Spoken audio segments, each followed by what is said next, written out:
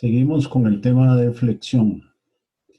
Esta vez vamos a repasar algunos ejemplos valiosos que tiene el libro de texto antes de adentrarnos en problemas de los cuales también vamos a tener algunos videos explicando estos problemas.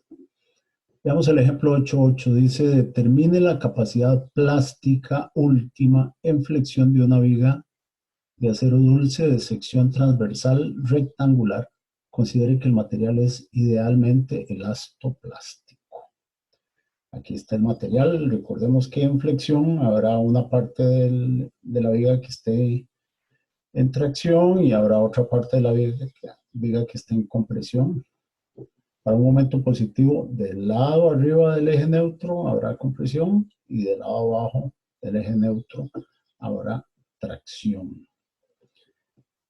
Entonces, vamos a buscar la capacidad última. Pero antes, analicemos el comportamiento de la flexión. Aquí tenemos un gráfico que muestra posibles deformaciones máximas E1, E2, E3 para valores del momento que van creciendo, ¿verdad? Un primer momento produciría una deformación máxima de 1, lo aumentamos, produciría una deformación máxima de 2, seguimos aumentándolo y se produciría una deformación máxima de 3. ¿Qué pasa con esas deformaciones? Bueno, si esas deformaciones son en el rango elástico, entonces todavía tendríamos un comportamiento en esta zona y los esfuerzos variarían linealmente, es decir, con un máximo esfuerzo disminuye, llega a cero y continúa linealmente. Pero si esas deformaciones crecen, y pongamos el caso que E1 alcanza el valor de la deformación de fluencia, entonces ya ahí tendríamos un caso límite. El momento asociado a esa condición lo denominamos momento de fluencia. Sería el caso en el que este esfuerzo que tenemos aquí máximo es igual al de fluencia, disminuye hasta cero, cambia de signo y llega al esfuerzo de fluencia nuevamente en el otro extremo. Aclaremos que estamos hablando de una viga rectangular y un material con igual comportamiento de tracción que en compresión. El eje neutro está en el centroide, que es a la mitad de la altura, y esa es la única razón por la cual estamos hablando de un esfuerzo arriba igual que el esfuerzo de abajo. Ok, pero si ya se alcanzó con ese primer momento una deformación igual a la de fluencia, ¿qué pasa si aumentamos el momento y ahora tenemos una deformación E2 mayor que la de fluencia, ¿verdad? Porque recordemos que dijimos que E1 es igual a la de fluencia. Las deformaciones seguirán variando linealmente porque la hipótesis cinemática se cumple siempre. Pero si E1 era la de fluencia, entonces veamos que en esta viga, bajo esta condición de carga que produjo estas deformaciones, tendríamos aquí abajo ya una deformación igual a la de fluencia. Y todas las deformaciones que hay de aquí para arriba, porque serían estas, ya superaron la deformación de fluencia. Por lo tanto, este sería el caso. Cuando aquí tuviéramos la deformación igual a la de fluencia, ya tendríamos ahí un esfuerzo igual al de fluencia, y como el material es elastoplástico, ya no podría aumentar el esfuerzo en esta zona. Igual estaría pasando en la parte de abajo. Eso quiere decir que esta viga, vista aquí de lado, esta es la sección transversal, tendría una parte de la viga que tiene un comportamiento elástico y una parte de la viga que tiene un comportamiento plástico. Debo insistir que esta viga es rectangular, caso particular, en el que vamos a tener el mismo comportamiento arriba que abajo. ¿Okay? Aquí tenemos un último caso. Si ya hemos aumentado el momento al punto que la deformación es este valor de E3 Recordemos que E1 habíamos dicho que era la defluencia, entonces aquí tendríamos deformación de fluencia y todas estas deformaciones serían mayores. Por lo tanto, el núcleo elástico se reduce porque vean que conforme aumentan estas deformaciones, aumentan el valor de la deformación máxima, la deformación que corresponde a la defluencia se acerca más al eje neutro. Y por lo tanto tendríamos, como dije, un núcleo elástico más pequeño y una zona plástica más grande. Eso como introducción. Veamos ahora, porque aquí hablamos de la capacidad última, pero aquí lo que estamos haciendo en realidad es analizar en términos generales y ahora sí vamos a calcular el momento último de una viga rectangular. En esa condición que acabamos de mencionar aquí, que las deformaciones van aumentando para un momento cada vez mayor, se va reduciendo el núcleo elástico y para efectos prácticos vamos a despreciar esta zona elástica cuando las deformaciones son muy grandes y entonces vamos a suponer que en toda la sección hay esfuerzos de compresión iguales a las de fluencia y esfuerzos de tracción iguales a los de fluencia. Es decir, estos esfuerzos actúan en esta parte de la sección transversal y estos otros en esta parte de la sección transversal. Recordemos que en la flexión hablamos de la hipótesis cinemática, hablamos de las relaciones constitutivas, por eso fue que aquí mostramos el diagrama de esfuerzo de formación, porque el diagrama de esfuerzo de formación resume las relaciones constitutivas del material. Y entonces, ¿qué queda? Quedan las ecuaciones de equilibrio. Una vez que ya utilizamos la hipótesis cinemática, vimos el comportamiento del material, quedan las ecuaciones de equilibrio. Como en esta viga solo hay un momento aplicado, no hay fuerzas a lo largo del eje, axiales, por ejemplo, entonces la resultante de estos esfuerzos actuando sobre esta cara debe ser igual que la resultante de estos esfuerzos actuando sobre esta cara. A esta le llamamos C, que es compresión, a esta le llamamos T, que es tracción, y deben ser iguales, porque debe cumplirse la primera ecuación de equilibrio. También debe cumplirse la segunda ecuación de equilibrio. ¿Cuál es? Que este momento se ve equilibrado por el momento de estos esfuerzos, es decir, el momento de este par C o T por el brazo de palanca. ¿Qué es lo que tenemos aquí? ¿Cuánto es C? C es el esfuerzo de fluencia por la mitad del área. ¿Y cuánto es el brazo de palanca? Si esto es un rectángulo, el centroide debe estar a la mitad de la altura de ese rectángulo que mide h medios, entonces el brazo de palanca será h cuartos más h cuartos. Y encontramos el momento último o momento plástico de una viga rectangular.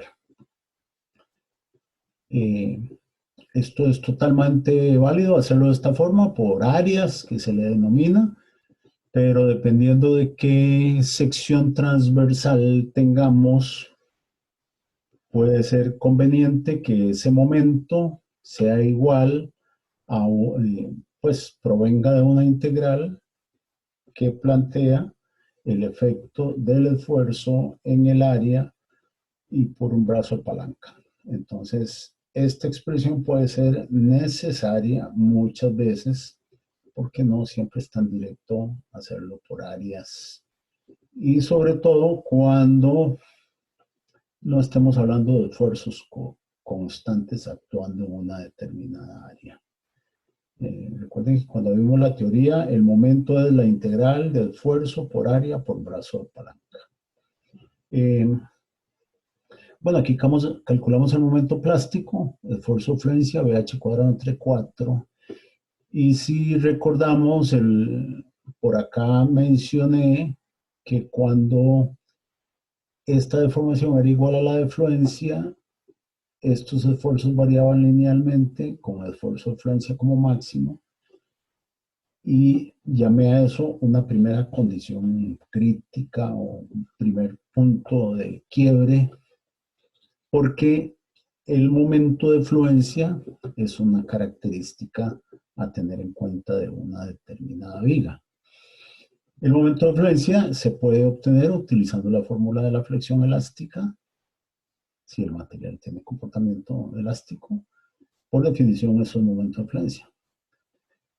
Y lo despejamos de aquí, el esfuerzo de fluencia va a ser el momento de fluencia, esfuerzo de fluencia por inercia entre distancia máxima, que da el esfuerzo de fluencia por BH cuadrado entre 6.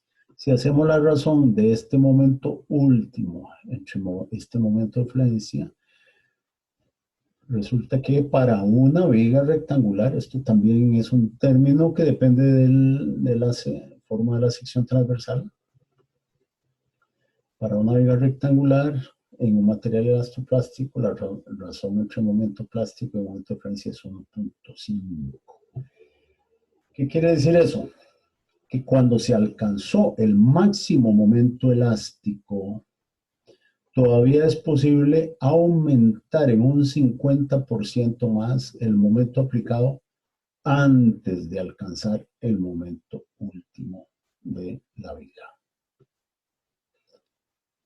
Quiero insistir en que siempre habrá que tener en cuenta la sección transversal. Ni esta expresión del momento último, ni esta expresión del momento de fluencia, y por lo tanto tampoco esta razón, son términos aplicables a cualquier viga. Eso depende de la sección transversal. ¿Okay? Veamos un problemita adicional muy valioso, muy interesante. Cuando cargamos una viga hasta que alcanza el momento último, momento plástico, a ese que acabamos de calcular, dijimos que despreciamos la pequeña zona elástica, de manera que esta es la distribución de esfuerzos. ¿Qué pasa cuando descargamos esa viga? Cargamos hasta el momento plástico y descargamos. Recordemos de cuando vemos el comportamiento de materiales, dijimos que un material elastoplástico se descarga elásticamente. Eso quiere decir que si yo quiero modelar la descarga de esta viga a la que se le aplicó un momento positivo, la modelo descargándola con un momento de igual magnitud para que este momento positivo menos este momento negativo de 0, eso quiere decir que la viga está sin carga. Pero a ese momento le tenemos que calcular unos esfuerzos de acuerdo con la fórmula de la flexión elástica que nos dan 1.5 veces el esfuerzo de fluencia. Obviamente este es un esfuerzo ficticio de descarga. Simplemente el comportamiento es elástico porque estamos modelando la descarga. Entonces, momento positivo cargando, momento negativo descargando, igual magnitud, los dos suman 0. Suman 0 porque cargué con un momento y descargué con otro de la misma magnitud. Y los esfuerzos residuales simplemente serán la suma algebraica de estos valores de carga y estos valores de descarga. Vean que aquí en la descarga había tracción de 1.5 veces fluencia y en la carga había compresión de igual a la fluencia, de manera que nos queda medio esfuerzo de fluencia. Como este esfuerzo llegó a 1.5, llega un momento en que vale una vez el esfuerzo de fluencia menos el esfuerzo de fluencia 0. Aquí en el centro, en el eje neutro, ¿qué pasa? Aquí había esfuerzo de fluencia menos 0, esfuerzo de fluencia. De un lado en compresión y del otro lado en tracción. Compresión, tracción. Y lo mismo pasa de este otro lado. ¿Qué representan estos esfuerzos? Representan esfuerzos residuales al descargar un momento último en una viga rectangular. Cuando descargamos ya no hay momento aplicado, por lo tanto, si le aplicamos la integral de esfuerzo por área, por brazo de palanca a estos esfuerzos, tiene que dar cero. Porque esfuerzo por área, por brazo de palanca es momento. Y el momento aplicado es cero, por lo tanto, el momento de los esfuerzos debe ser cero. No solo eso, no hay fuerza aplicada, fuerza axial en la viga, por lo tanto, la suma a lo largo del eje X de estos esfuerzos por el área en la que actúan debe ser cero también. Eso es más fácil de verificar porque la viga es rectangular, entonces si aquí hay un medio, aquí hay menos un medio, aquí hay fluencia, aquí hay menos fluencia, entonces todos esos esfuerzos se anulan y tienen como resultante cero. Seguimos con otro ejemplo. Aquí hemos estado hablando de vigas rectangulares y materiales elastoplásticos. Son ejemplos nada más para ilustrar el análisis, pero puede haber casos en los que es necesario, como ya dije, recurrir a integrales, ubicar centroides, no tan fácilmente como en una sección rectangular y otras cosas por el estilo. Bueno, este es un caso. Vamos a averiguar el momento último en una viga rectangular de concreto reforzado que mide de ancho 10 pulgadas, de peralte efectivo 20 pulgadas. Ese peralte es la altura de la viga, de la parte en compresión, hasta el centroide del refuerzo. Peralte efectivo 20 pulgadas. El refuerzo son dos varillas número 9. Número 9 significa que el diámetro de esa varilla es 9 octavos de pulgada. Número 9. Dos varillas número 9. Y nos piden averiguar el momento último. Este es un caso muy interesante porque recordemos que cuando vimos la expresión general de la solución de un problema no lineal, planteamos que en general había que ubicar el eje neutro, estimar las deformaciones, utilizar las relaciones constitutivas y plantear las ecuaciones de equilibrio. Eso es algo que vamos a tener que hacer. ¿Por qué? Porque no aplica la fórmula de la flexión elástica. Importantísimo tenerlo presente. No se sabe dónde está el eje neutro y sí se cumple la hipótesis cinemática y las ecuaciones de equilibrio. Entonces, veamos qué va a pasar. Cuando estamos hablando de momento último, ya este acero llegó al límite. Este acero alcanzó el esfuerzo de fluencia. Entonces ya sabemos qué fuerza resultante hay aquí. ¿Qué fuerza habrá? El esfuerzo de fluencia del acero por el área. Eso sería la fuerza de tracción en el acero. Y como tiene que cumplirse la primera ecuación de equilibrio, que va a decir que tracción debe ser igual a compresión, resulta que el concreto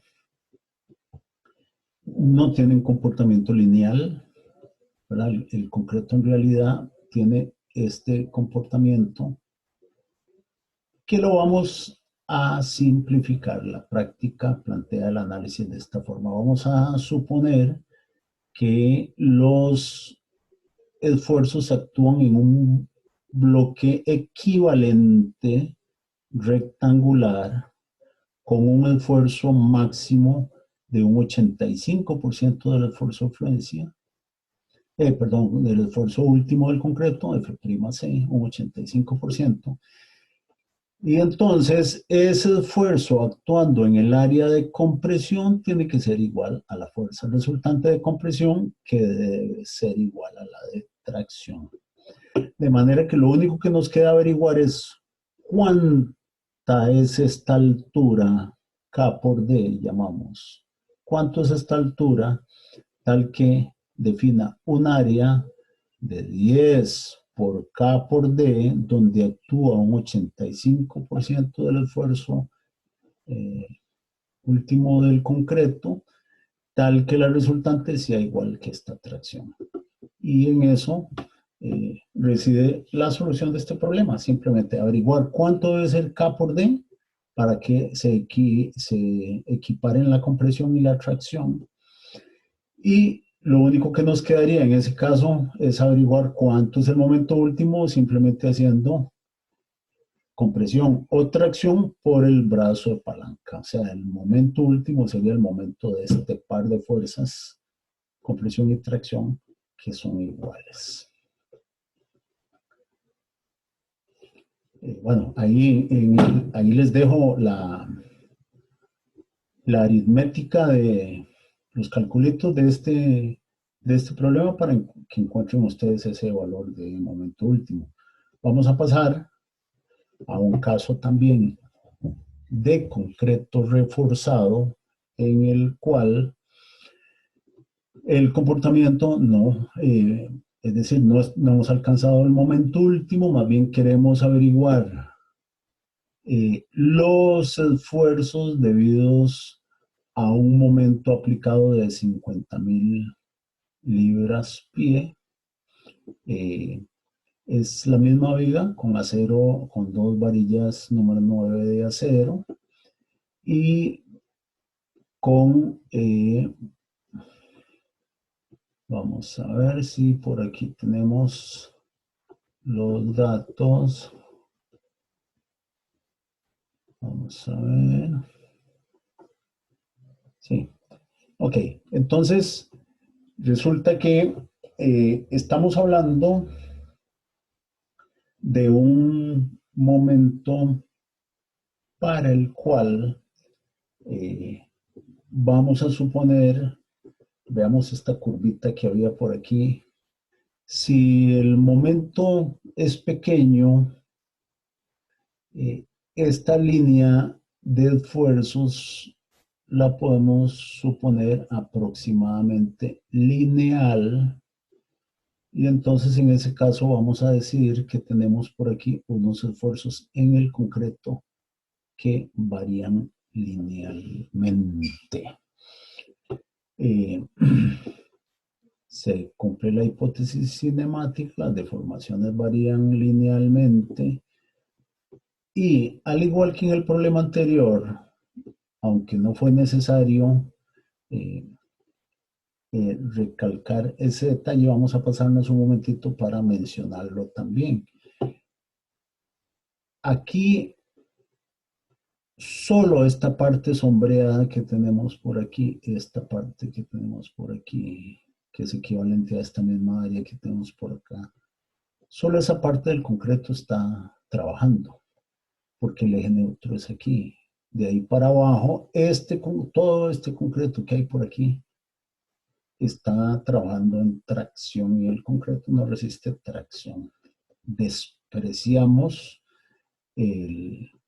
la contribución que ese concreto tiene para la resistencia de la viga. Aquí sí vamos a necesitar tenerlo en cuenta porque el análisis lo demanda. Resulta que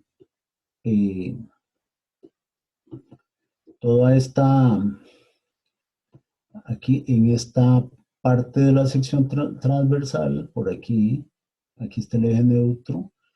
De aquí para arriba hay compresión en el concreto. Esta parte de concreto es como si no existiera.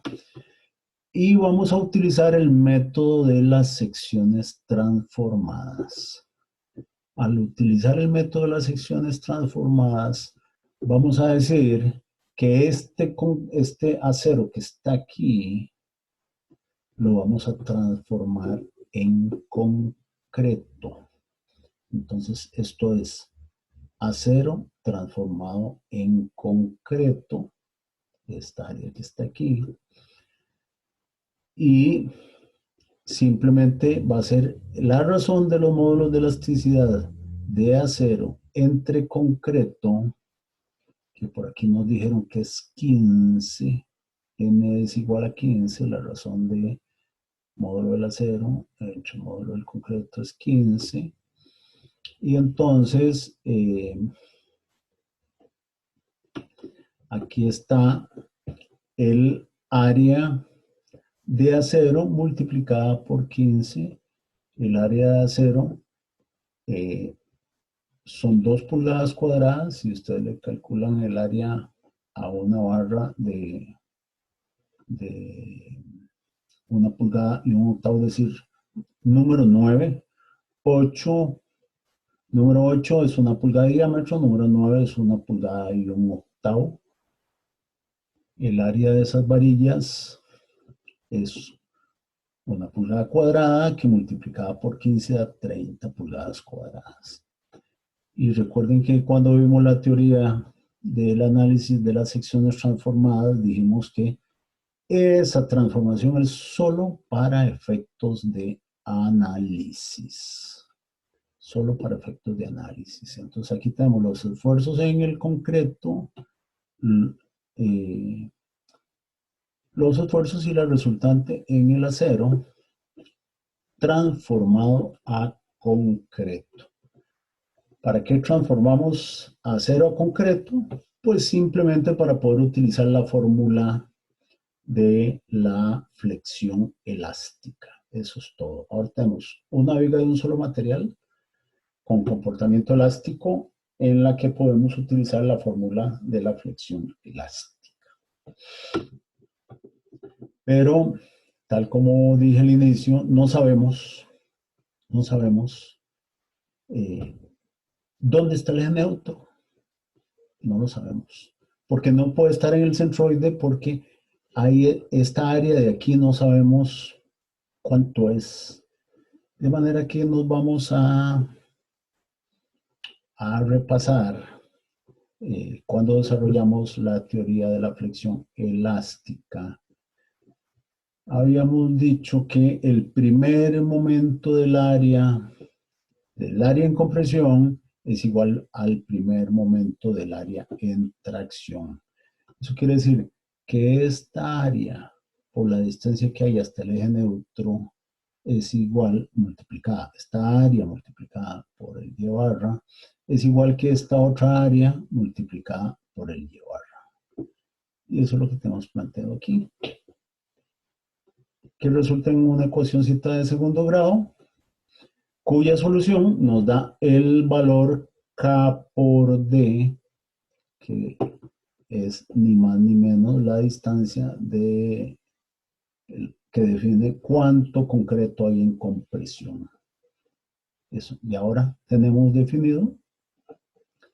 Entonces, ¿qué área hay aquí? Ya habíamos calculado qué área hay aquí, de manera que ya ahora sí tenemos la sección transversal claramente definida, eliminando esta parte del concreto que está en tracción y no contribuye.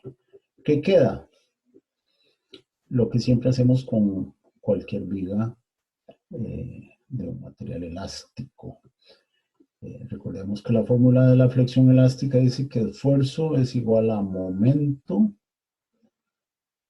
por distancia entre momento rectangular de inercia, M por C entre I.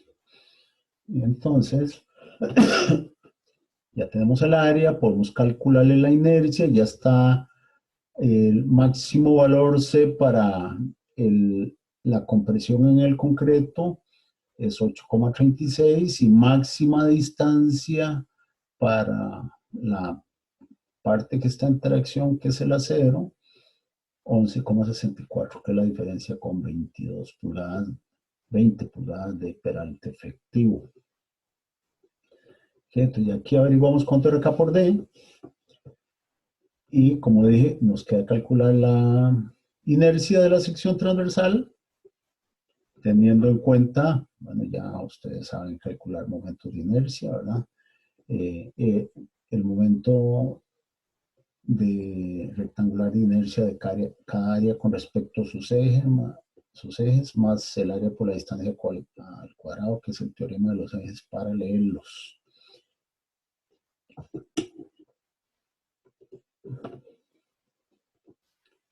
Y eso es lo que tenemos aquí. Teorema de los ejes paralelos, inercia con respecto al eje centroidal y la inercia resultante.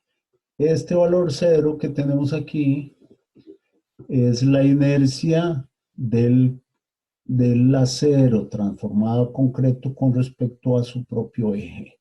Porque vean que no estamos diciendo cuál es la altura de este rectangulito, nada más estamos diciendo qué área es, porque normalmente esa inercia con respecto a su propio eje es despreciable. No es que es cero, es despreciable.